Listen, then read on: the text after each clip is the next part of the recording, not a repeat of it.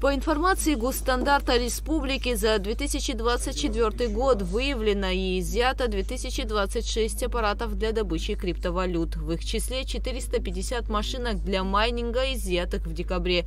Финансовое обеспечение перетока осуществляется за счет средств Черноморэнерго и республиканского бюджета. График включения света остается прежним. В целом, если говорить о графике существующем, хотелось бы еще раз попросить всех, так скажем, людей, которые дезинформируют общество, распространяют неподтвержденные графики, не делать этого. Существующий график в том режиме, в котором мы идем, он остается. Финансовое обеспечение одновременно и за счет средств Черноморэнерго и за счет субсидий из республиканского бюджета поступают. Мы систематически проплачиваем, и что дает возможность нам вот в текущий момент идти по такому графику. Министерством внутренних дел республики с начала работы оперативного штаба по энергетической безопасности было выявлено и изъято 234 единицы майнинг-аппаратов. Работаем со всеми органами, то есть служба госбезопасности с нами вместе постоянно, это Энергонадзор, Госстандарт. То есть, и говорили, проводим работу в пешем порядке, фактически проводим адреса, вы, наверное, читаете сводки, мы указываем все адреса, которые мы, в принципе, проверяем по Абхазии, то есть, в этом направлении постоянно работу проводим. 30 материалов по фактам незаконной добычи криптовалют переданы в суд. Еще 24 материала готовятся, сообщил глава Госстандарта Нарсул Сангуля. Он добавил, что склад для хранения изъятых аппаратов уже переполнен. Уровень воды в Джварском водохранилище на данный момент составляет 411,35 метров. Выработка электроэнергии от Ингургэс составляет 2700-2800 миллионов киловатт-часов, а потребление Абхазии электричества по российскому перетоку в районе 3 миллионов киловатт. Сейчас готовит СУТП подробный анализ по часовое потребление с обеих направлений, со стороны ПСО и со стороны Ингуры. Значит, это складывается такая цифра следующим образом. Со стороны Ингурии мы берем 24 часа в сутки, потребляем, круглосуточно потребляем со стороны Ингурии.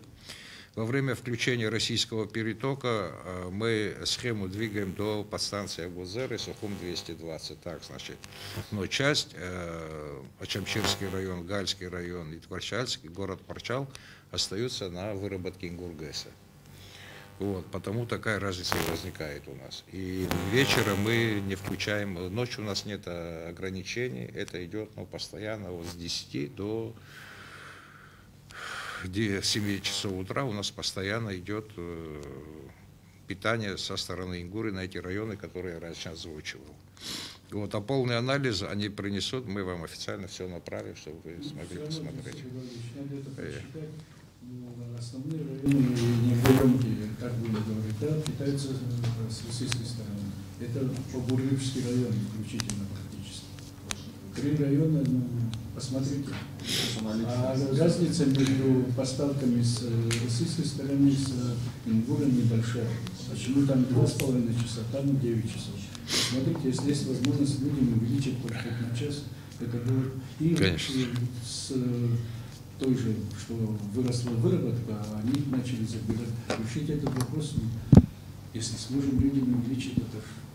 Исполняющий обязанности премьер-министра Валерий Бганба поручил руководителю Черноморэнерго обсудить увеличение поставок электричества от Ингургэс. Один из вариантов – увеличение зимних поставок за счет будущего летнего перетока. Чтобы кривотолков не было, я несколько раз говорил, но еще раз повторю, что мы обмен зимнего перетока на летний переток, когда уже мощности где-то позволит какую-то часть нашей передать другому пользователю. Вот это мы попросили не попытаться сделать, если это получится, конечно, мы немножко нормально увеличили возможность нашу, но пока так времени нет, будем ждать, но по внутреннему их использованию я вас прошу сегодня же решите вопрос. Про вот этот наш Кавказьоне, который проходит по нашей территории, если не ошибаюсь, 32 километра, да, или сколько там? Ну, что мы можем? Транзит везде все платят. Что он стоит, как стоит? Неужели мы не можем это... Там специалисты должны... Я давал поручение соответствующему отделу Кабинета министров, но там должны специалисты, потому что там есть какие-то коэффициенты и так далее. Чинсух Эдуардович, изучите этот вопрос. В качестве борьбы с незаконным потреблением электроэнергии было снова предложено отключить интернет. Однако, по словам специалистов, данная мера будет нести негативные последствия, скажется на работе банковской системы и мобильных операторов. По связи. Ну, вы знаете, мне даже уже скромно набивает говорить о том, что ночью мы могли бы вырубить интернет. Крым вырубает полностью. Я понимаю, там война, но Крым не на линии фронта находится, он далеко в тылу. Полностью вырубают. У них опасность, понятно, другого рода. У нас опасность тоже, что дети наши заболеют, что детям не смогут пищу приготовить. Опасность у нас тоже серьезная. Почему мы не можем вырубить? Я не понимаю этого. Еще раз хочу вернуться к этому вопросу, к тому, что уже говорил вкратце. На самом деле, вот отключение интернета дает только лишь определение нагрузки на электросеть, но не более того. Но длительное отключение интернета приносит другие отрицательные моменты. Это приостановка работы банковской системы, терминалов.